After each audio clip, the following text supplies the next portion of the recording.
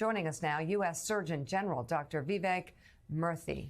Thank you so much for being with us, Mr. Surgeon General. So tell us about your Surgeon General's advisory over social media and the mental health of youth in America. Well, we're living in the middle of a youth mental health crisis in America, and I've said before this is the defining public health issue of our time. And the reason I'm issuing this advisory is I am very concerned now that social media is an important factor that is driving this youth mental health crisis. You know, I talk to parents.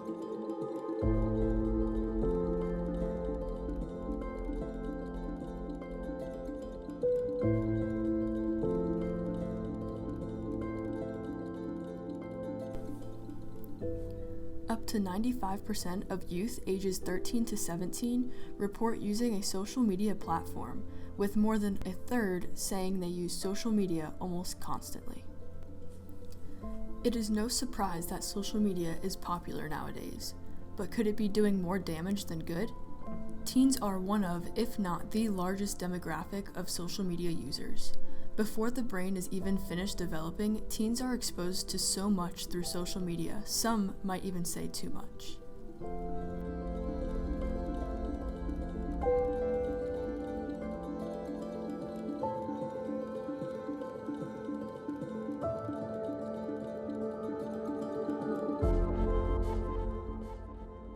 The effect that social media has on teens' mental health is more negative than positive.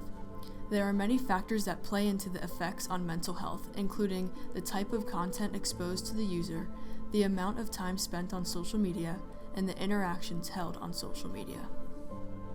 Now, going back to brain development. Between the ages of 10 and 19, children undergo a highly sensitive period of brain development that includes the appearance of mental health challenges. With that, constant exposure to social media during this period can easily trigger mental health issues. Another factor that can play a role in this argument is the fact that some teens haven't been exposed to the term mental health. In a 2016 study, researchers gathered 54 children ages 11 to 18. The children were asked 3 things, the first being their definition of mental health, the second being about their social media usage and their extent of usage, and lastly, they were asked to comment on how social media can affect the mental well-being. The study found that many of the participants were surprisingly unable to clearly define mental health, and others stated that they did not understand the term in general. Some of the younger participants stated something along the lines of things that are happening in your brain, or related it to a specific condition like schizophrenia, or they simply said, "I don't understand what mental health is." Furthermore, this same study found that the participants viewed social media as a threat to the well-being of their age group. There are 3 main reasons for their statements. One being that social media use directly causes stress, depression, low self-esteem, and suicidal ideation. The second being that social media exposes people to bullying and trolling. And lastly, that social media was constructed as addictive. All in all, social media is one of the main sources of communication in teens nowadays, but it can also be one of the main reasons for mental health issues within teens. In order to decrease this likelihood, it would be beneficial to try 2 things.